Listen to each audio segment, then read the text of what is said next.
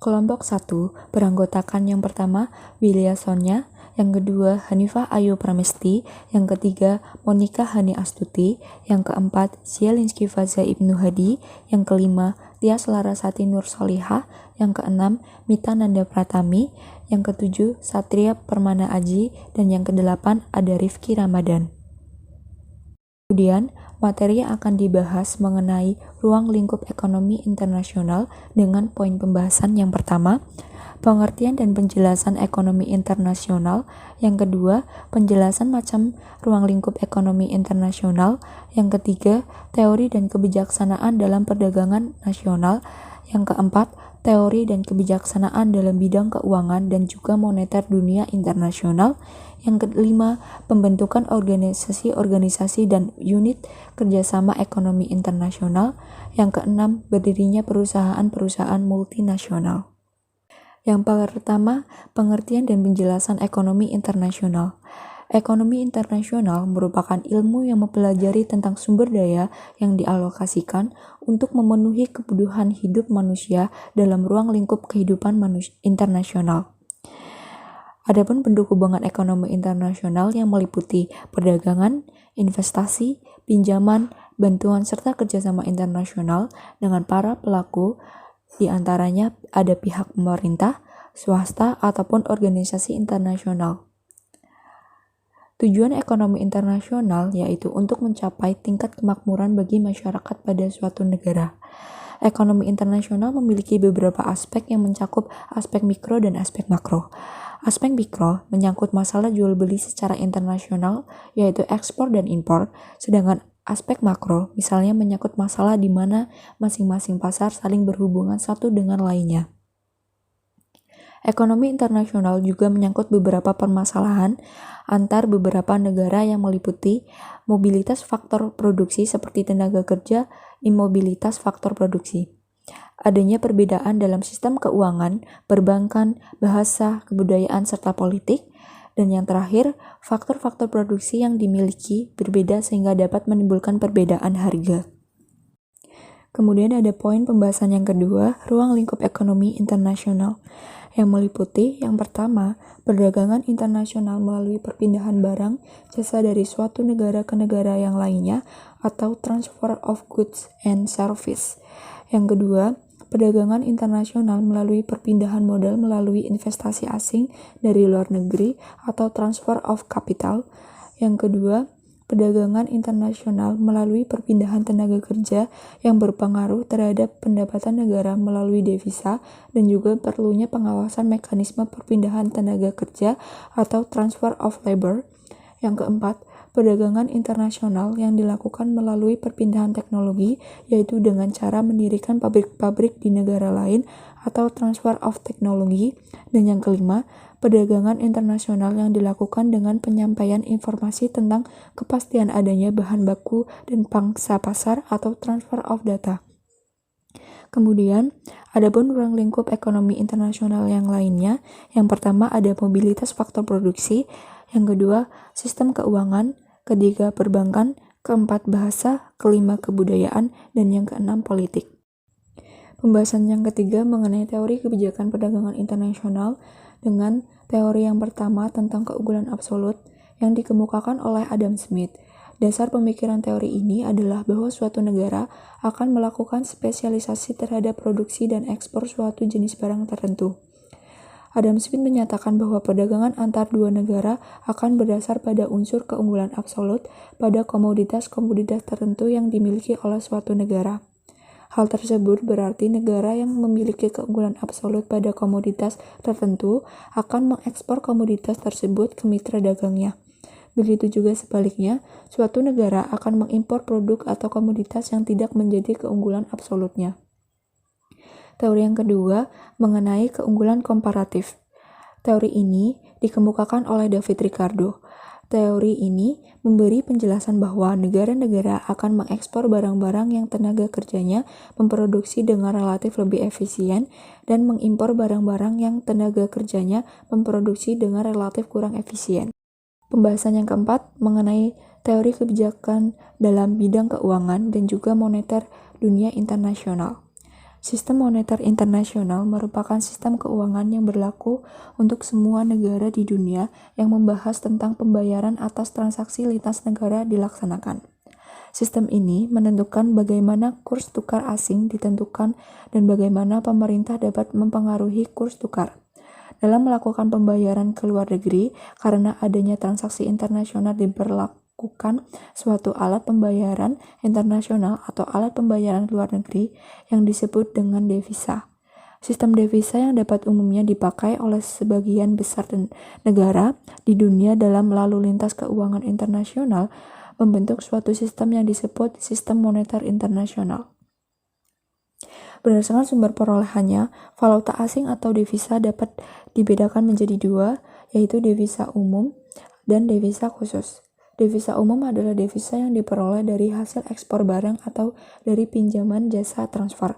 Tingkat kurs devisa umum ditentukan oleh penawaran dan permintaan valuta asing di pasar valuta asing. Yang kedua, devisa kredit adalah devisa yang berasal dari kredit atau pinjaman luar negeri. Tingkat kurs devisa kredit ditentukan oleh pemerintah yang bertindak sebagai debitur, bukan oleh pemerintah atau penawar valuta asing di pasar valuta asing. Sistem pembayaran internasional dapat dilakukan dengan berbagai cara, antara lain yang pertama, cash in advance prepayment. Pembayaran ini dilakukan dengan menggunakan cek atau bank draft pada saat barang dikirim oleh eksportir atau sebelumnya. Pembayaran ini dilakukan secara tunai baik secara keseluruhan maupun sebagian karena beberapa alasan, yaitu permintaan atas produk melebihi penawaran produk. Kemudian yang kedua ada open account. Cara ini merupakan kebalikan dari cash. Pembayaran ini dilakukan setelah beberapa waktu atau terserah kebijakan importir. Dalam hal ini, resiko sebagian besar ditanggung eksportir. Kemudian yang ketiga ada commercial bills of exchange. Commercial bills of exchange sering disebut drafts atau trade bills. Adalah surat yang ditulis oleh penjual yang berisi permintaan kepada pembeli untuk membayar sejumlah uang tertentu pada waktu tertentu di masa datang. Kemudian yang keempat ada private compensation. Private compensation yaitu metode pembayaran internasional yang dilakukan antara pembeli dan penjual, eksportir dan importir dengan jalan melakukan kompensasi penuh atau sebagian utang piutang. Kemudian yang kelima, letter of credit. Yang dimaksud dengan letter of credit adalah suatu surat yang dilakukan oleh bank atas permintaan pembeli barang atau importir, di mana bank tersebut yang menyetujui dan membayar wesel yang ditarik oleh penjual barang atau eksportir. Pembahasan yang kelima ada pembentukan organisasi-organisasi dan unit kerjasama ekonomi internasional. Kerjasama internasional dapat diartikan sebagai hubungan kerjasama yang dilakukan oleh dua atau lebih negara merdeka dan berdaulat untuk mencapai tujuan-tujuan tertentu. Bentuk kerjasama antar negara di bidang ekonomi, yang pertama ada kerjasama bilateral. Kerjasama bilateral adalah kerjasama yang dilakukan antara dua negara. Misalnya, Indonesia dan Cina melakukan perdagangan tekstil, Indonesia dan Australia bekerjasama di bidang peternakan, penyediaan tenaga kerja antara lain Indonesia dengan Malaysia. Kerjasama regional, kerjasama yang dilakukan antar negara yang berada dalam satu kawasan. Contohnya, bentuk kerjasama ekonomi regional misalnya dalam organisasi ASEAN, APEC, NAFTA, atau European Union. Kemudian yang ketiga, ada kerjasama internasional. Kerjasama internasional adalah kerjasama antara negara-negara di dunia dan tidak terbatas dalam satu kawasan. Contohnya APEC atau Organisasi Negara Pengekspor Minyak. Kemudian, pembahasan yang keenam, berdirinya perusahaan-perusahaan multinasional. Perusahaan multinasional atau multinational corporation atau MNC adalah perusahaan yang mengembangkan diri di pasar internasional dengan mencoba hadir di berbagai kota penting di hampir seluruh penjuru dunia. Menurut Kamus Ekonomi, Multinational Corporation atau MNC adalah sebuah perusahaan yang wilayah operasionalnya meliputi sejumlah negara dan memiliki fasilitas produksi dan servis di luar negerinya sendiri. Perusahaan multinasional secara garis besar memiliki cara sebagaimana berikut ini. Yang pertama, membentuk cabang-cabang di luar negeri. Yang kedua, visi atau strategi yang digunakan untuk memproduksi suatu barang bersifat global. Jadi perusahaan tersebut membentuk atau menghasilkan barang yang dapat digunakan di semua negara. Kemudian yang ketiga, lingkup kegiatan income generating atau perolehan pendapatan perusahaan multinasional melampaui batas-batas negara. Kemudian yang keempat, lebih cenderung memilih kegiatan bisnis tertentu, umumnya manufaktur. Yang kelima, perdagangan dalam perusahaan multinasional kebanyakan terjadi di dalam lingkup perusahaan itu sendiri, walaupun antar negara. Yang keenam, menempatkan cabang pada negara-negara maju. Yang ketujuh, kontrol terhadap pemakaian teknologi dan modal sangat diutamakan, mengingat kedua faktor tersebut merupakan keuntungan kompetitif perusahaan multinasional. Kemudian yang kedelapan, pengembangan sistem manajemen dan distribusi yang melintas batasan negara, terutama sistem modal, ventura, lisensi, dan franchise. Bagian-bagian dari perusahaan multinasional yang melaksanakan kegiatan perusahaan yaitu yang pertama, induk perusahaan. Induk perusahaan adalah suatu perusahaan memiliki dan mengawasi penanaman modal asing secara langsung, biasanya memiliki anak perusahaan yang dinamakan perusahaan affiliated di dua negara atau lebih negara tempat modal ditanam. Yang kedua, kantor cabang atau cabang perusahaan.